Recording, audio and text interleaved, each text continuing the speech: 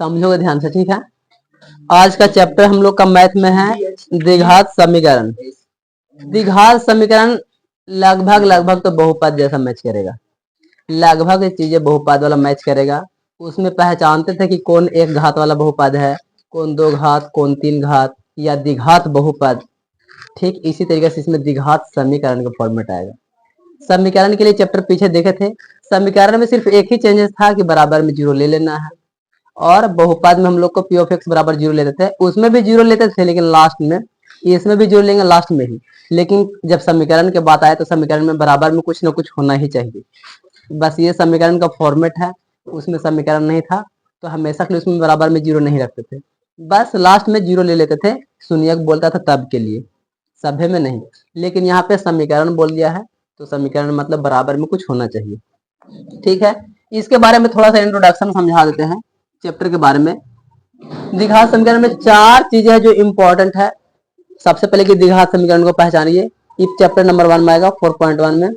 फिर उसके बाद आएगा पूर्ण वर्ग विधि बनाने के लिए, ये भी एक क्वेश्चन है। द्विघात सूत्र से मूल ज्ञात करें, और चौथा नंबर आएगा यही चार चीजें ये चार चीजें में चैप्टर खत्म हो जाएगा। आज चारों चीज को एकदम यहाँ पर बहुत सरलता से समझ में आ जाएगा, बस एक दो को क्वेश्चन बताएंगे। तो द्विघात समीकरण का डिफिनेशन यहाँ लिखा हुआ है कि द्विघात समीकरण किसे कहते हैं। तो कोई भी समीकरण जिसको हम px बराबर में जीरो हो, जहां px घात 2 का एक बहुपद है, एक द्विघात समीकरण कहलाता है। px के लिए हम लोग पहले जानते थे कि ax square plus bx plus c, द्विघात बहुपद में px ऐसा ही नहीं लिखते थे, उसके बाद में बराबर जीरो लेते थे। तो यही है द्विघात समीकरण, जो कि सभी जगह पर देखोगे तो यही चीजें लिखा हुआ ही नजर आएगा। X square b x plus c बराबर में जीरो, बराबर में जीरो होना ही चाहिए कुछ ना कुछ।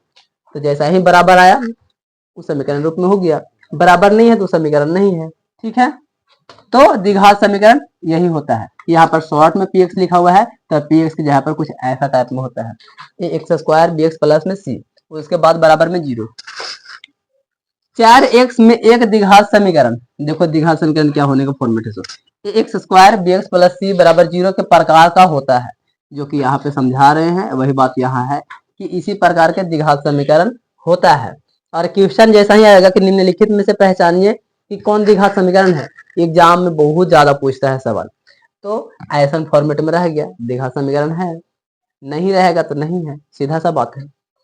जहां पर एबीसी क्या है, वास्तविक संख्या है, और ए के मान कभी भी जीरो नहीं होना चाहिए। अगर यहाँ पर जीरो हो गया तो ये तो स्क्वायर पूरा गायब ही हो जाएगा, तो द्विघात रहेगा कहाँ से, द्विघात तो पूरे मतलब खत्म हो जाएगा। तो जब पूर्ण रूप से खत्म हो जाएगा तो फिर द्विघात का काम ही खत्म हो गया। तो कभी भी ए के मान जीरो हमको नहीं होना चाहिए, ए इक्वल नॉट जीरो होना चाहिए। और जब नहीं रहेगा जीरो और ऐसा फॉर्मेट में है तो वो द्विघात समीकरण है। पहचान तो यहीं से हो गया, समझ में आ गया है, सवाल को कैलकुलेट करोगे समझ में आ जाएगा। एग्जाम्पल यहाँ पर लिया गया है कि कौन कौन सा द्विघात समीकरण कैसा कैसा होता है। 2x square plus x minus में 300, तो ये क्या नजर आ रहा है, एकदम ऐसा नजर आ रहा है, तो ये द्विघात समीकरण है। ये भी कुछ वैसा ही नजर आ रहा है, द्विघात समीकरण है, चूंकि माथा पे यानी कि पावर में घात 2 है तो द्विघात, अगर 3 रहता तो त्रिघात, और समीकरण लगा दिया है तो समीकरण में बराबर में जीरो होना चाहिए। लेकिन द्विघात बोल रहा है तो उसका क्रम जो है अलग है। अगर त्रिघात द्विघात समीकरण बोल रहा है, त्रिघात समीकरण की बात किया जाए तो उसके लिए क्या कॉन्सेप्ट हो जाना चाहिए था, a x cube b x square c x plus में डी बराबर में जीरो। अगर कभी त्रिघात समीकरण की बात किया जाए तो कुछ ऐसा समीकरण निकलना चाहिए, कंडीशन ये होना चाहिए। लेकिन हम लोग को 10th क्लास में द्विघात समीकरण नहीं है, अगर कभी क्लास में आगे होगा तो सोचा जाएगा, लेकिन अभी तक तो हम नहीं देखे हैं कि ऐसा भी कुछ है जो कि त्रिघात समीकरण आए, लेकिन त्रिघात बहुपद में आया था। ठीक है, ये वाला कंडीशन अल्फा बीटा गामा वाला। खैर, तो मेन मुद्दा जो समझना था देख लो एकदम ध्यान से, एक्स स्क्वायर में होना चाहिए, चाहे माइनस में रहे चाहे प्लस में रहे, बस स्क्वायर है। अब देखो यहाँ पे एक चीज, थोड़ा सा चीज देखने के लग रहा है कि यहाँ पर एक्स वगैरह तो दिख नहीं रहा है। यहाँ पर हम जीरो के साथ में भी अगर एडजस्ट कर लेते हैं, जीरो में एक्स से गुना करते हैं तो जीरो रहता है, तो ऐसा फॉर्मेट में भी द्विघात समीकरण ही रहेगा। कभी कभी लगेगा नहीं कि ये तो नहीं लग रहा है क्योंकि इसके साथ में एक और एक्स नहीं है, तो कभी कभी ऐसा डिस्टर्ब करने के लिए क्वेश्चन आएगा। अगर हमको जीरो के साथ में एक्स से गुना कर दे तो जीरो ही हो जाएगा, अगर उसको एक्सचेंज करे अगल बगल में और या तो फिर यहाँ पर एक इसमें जोड़ेंगे 301 हो जाएगा, तो 0 में x तो प्राप्त हो ही जाएगा 0x करके, तो ये द्विघात समीकरण रहेगा। उसके बाद में द्विघात समीकरण का मानक रूप क्या होता है, तो जब हम px के पद घात के घटते क्रम में समझाते हैं या दर्शाते हैं, जैसे देखो ये वाला एक्स स्क्वायर है, फिर x है, फिर कुछ नहीं है, तो ये क्या हो रहा है कि घटते क्रम में जा रहा है, पहले बड़ा घात है, फिर छोटा घात, फिर छोटा घात, फिर कुछ नहीं है, कुछ इस तरीका में जब जा रहा है तो उसका मानक रूप हम लोग को प्राप्त हो जाता है। अर्थात कहा जाए तो a x square b x plus में सी बराबर में 0 और ए इक्वल नॉट 0 द्विघात समीकरण का मानक रूप कहलाता है। सीधा सा बात घूम फिर के वही आ रहा है, जिसको हम लोग द्विघात समीकरण बोलते हैं ऐसा फॉर्मेट में है, मानक रूप वही है, क्योंकि मानने के रूप नजर आ रहा है कि नहीं सामने कि द्विघात समीकरण ऐसा में होगा तो वही द्विघात समीकरण है। अंक के साथ में फिट क्या है, तो ये द्विघात समीकरण, अगर मानक रूप में बोलेगा तो ये होना चाहिए, क्योंकि इसी पर हम बैठाएंगे तो इसका रूप यही है, इसी रूप पर रखेंगे तो पूरा काम हो जाएगा। तो यहाँ तक का ये चैप्टर 1 था जो कि खत्म हो रहा है, कि इसमें पहचानना है सिर्फ कि कौन सा द्विघात समीकरण होता है कौन सा नहीं होता है, तो इतना में तो समझ में आ ही गया है कि कैसे पहचानना है, बात समझ में आ रहा है। उसके बाद है कि गुणनखंड, गुणनखंड द्वारा द्विघात समीकरण का जब हल करेंगे तो उसमें क्या क्या चीज आएगा, तो इसमें पूर्ण वर्ग विधि वगैरह ये सब भी आएगा, शून्यक ज्ञात करना या मूल ज्ञात करना ये वाला आएगा, जो कि हम लोग बहुपद में निकाले थे बराबर में 0 लेके अल्फा बीटा का मान सेम वही रहेगा, बस यहाँ अल्फा बीटा को हम लोग बहुत कम ही यूज करेंगे, ना के बराबर में। एक वास्तविक संख्या यानी कि अल्फा द्विघात समीकरण ए एक्स स्क्वायर बी एक्स बराबर 0 ए इक्वल नॉट का एक मूल कहलाता है, जो कि ऊपर में लिखा हुआ है कि मूल क्या होता है, तो मूल ये कहलाता है यदि a alpha b a alpha square plus b alpha plus c बराबर 0 हो तो एक्स बराबर अल्फा, जहां जहां पर अल्फा है वहां वहां पर हम एक्स रखेंगे तो बात तो वही रहेगा, x square b x plus c same रहेगा कि नहीं, द्विघात समीकरण का एक हल है। ऐसा इस सिचुएशन में रहेगा तो हम कहेंगे द्विघात समीकरण का एक हल है, अर्थात अल्फा द्विघात समीकरण को संतुष्ट करेगा। इसको और शॉर्टकट में याद रखो, जब भी ऐसे रहेगा लिखा हुआ x square b x plus c, यहाँ पर अल्फा बैठाया हुआ है, बगल में हम ये भी लिखे कि अल्फा बराबर में एक्स या एक्स बराबर में अल्फा, ऐसा रहेगा तो समझ लेना उसका कि द्विघात समीकरण का एक हल होगा, बराबर में 0 द्विघात समीकरण का एक हल है, या तो फिर समीकरण को संतुष्ट कर रहा है, बराबर दम ठीक है।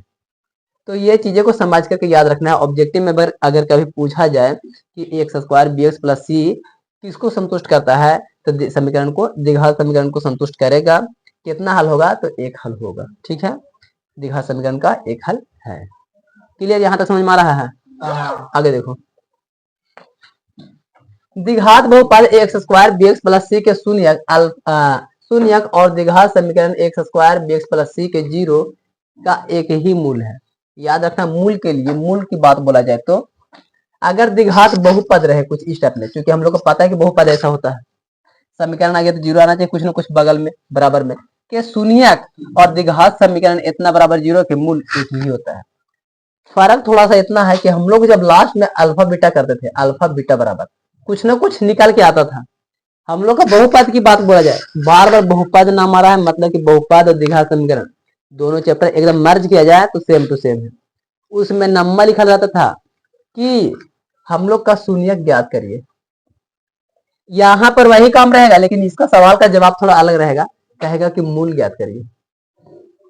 उसमें शून्यक निकालते थे तो अल्फा बीटा करके निकालते थे, एक्स बराबर 0 आ जाए, 2 आ जाए, 4 आ जाए, जो भी आ जाए, दो गुणनखंड तोड़ने के बाद यहाँ पर भी वही काम करना है, लेकिन यहाँ पर खाली नंबर चेंज रहेगा कि इसका मूल कितना है, 0 2 जो भी आ जाए तो वही इसका मूल है, बस नाम चेंज है। जैसे घर में हम लोग नाम दूसरा दूसरा चेंज रखते हैं, बस वही यहाँ नाम चेंज कर दिया है, बाकी पूरा का पूरा काम बहुपद वाला ही होने वाला है। बस वहां बहुपद ऐसा रहता था, समीकरण बोल दिया है तो बराबर में 0 ले लेना है, बस ये समीकरण हो गया। उसके बाद ये वाला टॉपिक है अगला चैप्टर में कि पूर्ण वर्ग बनाने की विधि क्या होता है। यहाँ पर हमें एक एग्जाम्पल तौर में ये माना हुआ है समझाने के लिए कि ऐसा रहता है तो उसको पूर्ण वर्ग विधि कहते हैं। इसको हम शॉर्ट में समझाते हैं अपना हिसाब से। हम लोग जब भी कोई भी क्वेश्चन रहेगा a प्लस बी के होल स्क्वायर टाइप में फॉर्मूला को a square plus 2ab plus b square, कोई भी क्वेश्चन ऐसा रहेगा या कैसे भी टूटा फूटा क्वेश्चन रहे, उसको ऐसा कंडीशन में चेंज करेंगे, फिर ऐसा को हम लोग ऐसा कर देंगे और यहाँ से फिर उसका मूल ज्ञात कर सकते हैं लास्ट में। दो हो गया, दो के लिए एक बार अलग, उसके लिए फिर एक बार मानो, फिर इसके लिए एक बार मानो, होगा कि नहीं दोगे? होगा।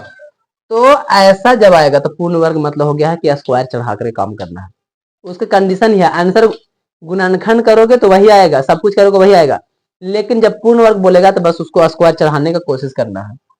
ए स्क्वायर माइनस बी स्क्वायर वाला फॉर्मूला भी, ए प्लस बी ए माइनस बी, यही वाला फॉर्मूला पर भी क्वेश्चन आ सकता है। ए प्लस बी के होल स्क्वायर पर भी आ सकता है, ए माइनस बी के होल स्क्वायर पर भी। कोई क्वेश्चन ही वैसा रहेगा कि उसको फॉर्मूला जैसे सेट करने में टाइम लग जाएगा। जैसे यहाँ पर है एक्स स्क्वायर प्लस में 4x माइनस में 5 बराबर 0। इसको अगर हम चेंजेस करेंगे, हर चीज में तोड़ने का कोशिश करेंगे, तो जब उसको कंडीशन चेंज करेंगे तो कुछ ऐसा से आएगा, एक्स प्लस 2 के होल स्क्वायर और माइनस में तो यहाँ पर 3 के होल स्क्वायर, ए स्क्वायर माइनस बी स्क्वायर के कंडीशन में चेंज हो गया है, उसको आसान से निकल जाएगा। अब बराबर में 0 लेना है तो आंसर आ गया। तो सीधा सा बात है कि कोई भी हालत में हम लोग को यही काम करना है कि बस स्क्वायर टाइप कोई भी फॉर्मूला पर सेट हो जाए और उसको गुणनखंड तोड़ देंगे, यही पूर्ण वर्ग विधि है। उसके बाद जो सबसे एग्जाम के दृष्टि से इंपॉर्टेंट है, इसको कभी भूलना नहीं है, जिंदगी में नहीं भूलना है, जब तक 10वां तुम पढ़ रहे हो तब तक के लिए। एग्जाम में फॉर्मूला आएगा हमेशा के लिए कि द्विघात सूत्र किसे कहते हैं, ये लिखा रह सकता है, या तो फिर मूल सूत्र किसे कहते हैं, द्विघात समीकरण का मूल सूत्र क्या है, द्विघात सूत्र क्या है या द्विघात समीकरण का मूल सूत्र क्या है, तो यही रहेगा minus b plus minus root under में बी स्क्वायर माइनस में 4ac बट्टा 2a। अब इसको शॉर्ट और करते हैं फॉर्मूला को, ये भी कभी कभी रहेगा लिखा हुआ, लेकिन कहोगे कि टीचर नहीं पढ़ाए हैं, क्योंकि हम लोग थोड़ा थोड़ा भुला जाते हैं कभी कभी। माइनस बी है प्लस माइनस रूट अंडर में यहाँ डी रहेगा खाली और बट्टा 2a रहेगा, ये भी रह सकता है, ऐसा भी लिख देगा ऐसा भी लिख देगा, तो लिख देना दोनों। लेकिन एग्जाम में लेकर कहाँ गलती करता है, कभी कभी यहाँ पर एगो नहीं रहेगा चिन्ह, बाकी सब ठीक है। अब बच्चा लोग ध्यान नहीं देता है कि यहाँ पर माइनस और प्लस दोनों होना चाहिए था, या तो कभी प्लस गायब कर देगा खाली माइनस रहेगा, कोई ना कोई एक चीज गायब कर देगा और देखने में सब हूबहू ठीक लगेगा, और लेकिन जिसको देखा उसी को टिक मार दिया, उसी को शीट में भर देगा तो गलत हो जाएगा। ये कंडीशन को खाली सुधार के रखना है कि देखना है यहाँ पे बीच में और ये कंडीशन देखना है, सब ठीक है तो सब ठीक है। अगर यहाँ पर माइनस प्लस में जहां मिस्टेक किया तो पूरा का पूरा क्वेश्चन का नंबर कट जाएगा। तो फॉर्मूला खाली याद रखना है कि minus b plus minus b square minus 4ac और इसका रूट अंडर में चढ़ा हुआ रहेगा, बटा में 2a रहेगा। और इसको में ये जो फॉर्मूला है इतना को हम लोग डी बोलते हैं, डी मतलब विवेचक होता है, यहाँ पे इंग्लिश में उसका नाम लिखा हुआ है डिस्क्रिमिनेट, डिस्क्रिमिनेंट इसको इंग्लिश में बोला जाता है, डिस्क्रिमिनेंट जिसको हम लोग डी से सूचित करते हैं। यहाँ पे विवेकतर लिखा हुआ है, कभी कभी क्वेश्चन में लिख करके आएगा कि विवेचक ज्ञात करे, विवेचक देखो सब किताब का अपना अपना एक तरीका है लिखने का। एनसीईआरटी में विवेकतर लिखा हुआ है, स्टूडेंट फ्रेंड में विवेचक लिखा हुआ है, विवेकतर दोनों बातें लिखा हुआ है, भारतीय भवन में भी विवेचक लिखा हुआ है। तो हर चीजें का अपना अपना एक तरीका होता है लिखने का कि वो लिख देता है कुछ भी, लेकिन मेन मुद्दा वही है, नाम बस थोड़ा बहुत ऊपर नीचे रहता है। ये कभी मत सोचना कि विवेकतर अलग चीज होता है विवेचक अलग, दोनों का नंबर एक ही है, बस नंबर बदल दिया है, ठीक है। फॉर्मूला एकदम 100% याद रखोगे, इस पर हम लोग फॉर्मूला पर मान बैठा करके और आंसर निकालेंगे, गुणनखंड से आंसर निकालेंगे, किसी भी तरह से आंसर निकालेंगे, सभी का आंसर वही आएगा, चाहे पूर्ण वर्ग विधि से निकालेंगे, तीनों कंडीशन में वही आंसर आने वाला है, ठीक है। इसके बाद ये फॉर्मूला समझ में आ गया है। उसके बाद द्विघात समीकरण ए एक्स स्क्वायर बी एक्स बराबर बी एक्स प्लस सी बराबर 0 के मूल वास्तविक है अथवा नहीं, ये इसको से पता चलेगा। बी स्क्वायर माइनस 4ac को द्विघात समीकरण का विविक्तर कहते हैं, जिसको हम लोग डी से सूचित करते हैं, यानी कि डी बराबर फॉर्मूला क्या लिखाएगा शॉर्टकट में, डी बराबर बी स्क्वायर माइनस में 4ac, ये फॉर्मूला को याद रखना है, ठीक है। सब चीजें यहाँ पर भाषा में लिखा हुआ है, लेकिन इसको कंडीशन के रूप में यहाँ पे लिख सकते हो कि डी बराबर बी स्क्वायर माइनस में 4ac होता है, या तो फिर डायरेक्टली हिंदी में लिख सकते हैं कि विवेचक बराबर विवेचक, विवेचक बराबर में बी स्क्वायर माइनस में 4ac ऐसे लिख सकते हैं, या तो फिर यहाँ पर विविक्तर कर सकते हैं, विविक्तर बराबर में बी स्क्वायर माइनस में 4ac, ठीक है। जो भी चीजें रहेगा यहाँ पर इतना चीजें हम लोग आराम से कर सकते हैं, और यही दो चीजें है कि विवेचक ज्ञात कर एग्जाम में 100% आता है। उसके बाद में द्विघात समीकरण का इस्तेमाल करके मूल ज्ञात करें, 100% श्योर रहो। ऑब्जेक्टिव में ये फॉर्मूला ही डाला हुआ रहेगा, इसके लिए भी श्योर रहो। कोई प्रॉब्लम नहीं होने वाला है। तो यहाँ तक की बातें समझ में आ गया। उसके बाद ये जो 3 को नियम लिखा हुआ है, ये तीनों को जरूर याद रखना है। ऑब्जेक्टिव में तीनों में से कोई भी आ सकता है। द्विघात समीकरण x square b x plus c बराबर 0 के क्या क्या कंडीशन हो सकता है। तो पहला में है कि दो भिन्न वास्तविक मूल होता है। कब होगा? जब यदि b square minus 4ac greater than 0 हो, तब के लिए ग्रेटर देन 0 यानी कि 0 से बड़ा होना चाहिए उधर साइड वाला सब।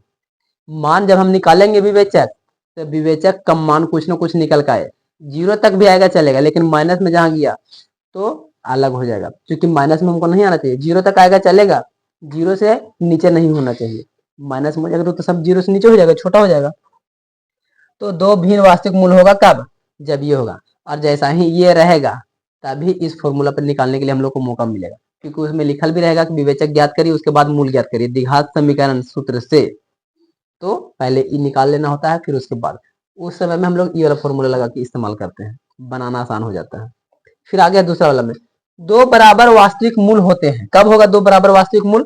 जब बी स्क्वायर माइनस 4ac बराबर 0 आएगा तो उसको कहेंगे बराबर। क्योंकि बराबर नजर आ रहा है ना यहाँ पे, बराबर के लिए बराबर, और यहाँ पे भिन्न वास्तविक मूल होना चाहिए।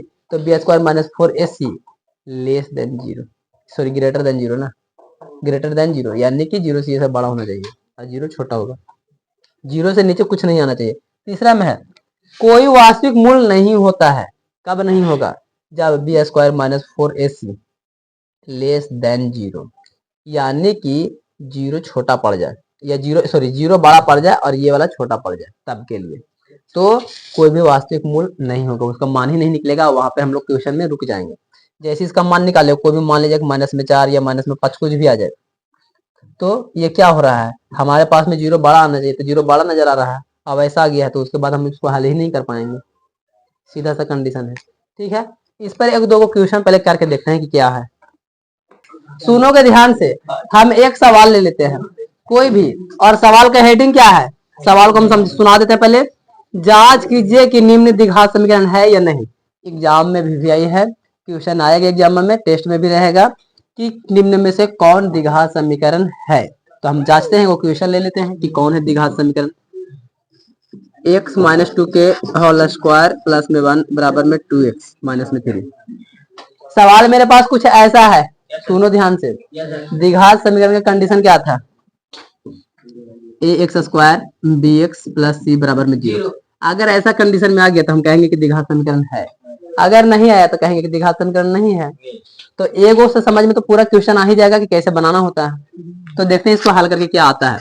ये लग रहा है फॉर्मूला ए माइनस बी का होल स्क्वायर, तोड़ लेते हैं। एक्स स्क्वायर माइनस में 2a बी का मान 2 प्लस में बी स्क्वायर यानी 2 दूनी के 4 प्लस में 1 बराबर में 2x माइनस में 3। एक्स स्क्वायर माइनस में 2 दूनी के 4 x 4 और 1 प्लस में 5 बराबर में 2x माइनस में 3। एक साइड कर लेते हैं, 4x प्लस में 5 माइनस में 2x प्लस में 3 बराबर में 0। अब जाति को ठीक करो, एक्स स्क्वायर माइनस में 4 और 2 6 माइनस में 6x प्लस में 5 और 3 8 बराबर में 0। कंडीशन देखो ध्यान से, है दोनों same to same. X square minus में 6x प्लस में 8 इक्वल टू 0। जब सेम मैच कर रहा है तो हम कहेंगे कि द्विघात समीकरण है। क्या समझा? द्विघात समीकरण है, बस यही जवाब था इसका। जब कंडीशन समझ में आ गया तो फिर आंसर आ गया। अब इसके लिए 10 क्वेश्चन 20 क्वेश्चन 50 क्वेश्चन जितना आए किताब में सब बना लेना। ठीक है, अगला चैप्टर में क्या बोल रहा है कि गुणनखंड करो और उसके बाद में द्विघात समीकरण के मूल ज्ञात करो। तो गुणनखंड के लिए कोई सवाल ले लेते हैं और उसको मूल ज्ञात कर लेते हैं।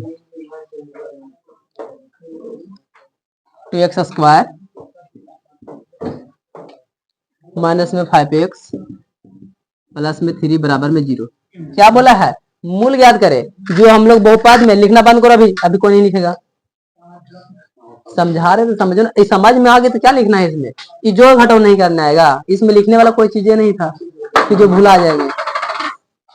समझो ध्यान से। पहले सवाल मेरे पास क्या है कि गुणनखंड ज्ञात करके द्विघात समीकरण मेरे पास में दिया हुआ है, तो मूल ज्ञात करना है। उसमें बोलता था बहुपद में कुछ शून्य ज्ञात करिए, यहाँ बोल दिया मूल ज्ञात करिए। बातें दोनों एक ही है, बस शब्द का चेंजेस है, वहां पे बोल नाम दूसरा दूसरा दे दिया है, काम दोनों का वही है। तो इसको हम कितना करके तोड़ा जा सकता है, कोशिश करो। देख सकते हो यहाँ पे ट्यूशन देखो, हम लोग गुणनखंड के लिए क्या जानते हैं कि शुरू वाला को लास्ट में गुना करते हैं एक बार। 6x² हमको जोड़ने या घटाने से 6x² आना चाहिए, और सॉरी गुना करने पर और जोड़ने या घटाने पर हमको 5x आना चाहिए। हाँ तो बस कंडीशन हो जाएगा। अगर 3x किया जाए और 2x किया जाए, 3 दूनी के 6 हो जाएगा, 3 2 5 भी हो जाएगा। अगर माइनस माइनस के साथ में करेंगे तो माइनस में 5 भी हो जाएगा, और माइनस माइनस प्लस हो जाएगा, 3 दूनी का 6, x² के x²। कंडीशन सही है। अब इसको बना लेते हैं और क्या, 2x² माइनस में हम इसको कर लेंगे 2x माइनस में 3x प्लस में 3 बराबर में 0। ये गुणनखंड तोड़ने का हम लोग का कंडीशन समझ में आ रहा है। अब यहाँ पे 2x मैच कर रहा है, कॉमन ले लो 2x, तो यहाँ पर बचेगा x, माइनस में कुछ नहीं बचेगा तो 1 बचेगा। उसके बाद में यहाँ पे क्या चेंजेस हो सकता है, 3 यहाँ पे कॉमन ले सकते हैं, माइनस में 3 कॉमन लेंगे तो यहाँ पे मेरे पास में बचेगा खाली x, और यहाँ पे माइनस में 1, क्योंकि यहाँ पे माइनस बाहर निकल गया है तो यहाँ पे -1 ही बचेगा, बराबर में 0 है। एक बार इसको क्या लिख सकते हैं, 2x माइनस में 3, एक नहीं दोनों में ये मैच कर रहा है, उसको बाहर निकाल सकते हैं, या तो फिर एक नहीं को बाहर निकाल कर उसको साइड में कर लो, कोई भी एंगल से करो बात वही पड़ेगा, ठीक है। या तो पहले इसको निकाल के इधर लिख सकते थे। तो अब एक बार इसके लिए 0, एक बार इसके लिए 2x माइनस में 3 बराबर में 0, या x माइनस में 1 बराबर में 0। 2x बराबर में 3, x बराबर में 3/2, और इसको बनाएंगे या x बराबर में प्लस में 1। तो मेरे को मूल क्या पता चला, लास्ट में लिखेंगे, अतः मूल बराबर में मूल 3/2 और 1, यही मेरा आंसर आया। ये यहाँ से देखो 2x है माइनस में 3, इसको एक जगह, ये दोनों मैच किया, इसको एक जगह, कॉमन जो मैच कर रहा है उसको कॉमन ले लो। हम इसको बाहर यहाँ निकाल सकते थे, जो बच गया वहां छूट जाता है, थोड़ा हम आगे पीछे कॉमन ले लें। जैसे देखो ई मैच कर रहा है कि नहीं दोनों में, x माइनस में 1 कॉमन ले लो, अब जो बच गया 2x और यहाँ से बच गया माइनस में 3, अब सही हो गया कंडीशन, ठीक है। हम थोड़ा सा उल्टा ले लिए थे तो इसको सीधा करके ले लो। तो देखो समझ में आ रहा है, मूल ज्ञात हो गया, जिसको हम लोग शून्य बोलते थे बहुपद में, तो वही कंडीशन है। इस सबको क्या लिखने वाला तो कोई चीजें है नहीं, इसको समझने वाला था। इसको पूरा जब लास्ट में आंसर जब लिखने की बारी आएगा डिटेल्स में, तो लिखना है कि अतः 2x² माइनस 5x प्लस 3 बराबर 0 द्विघात समीकरण का मूल कितना है, ऐसे एकदम अच्छा साफ सुथरा लिख देना है।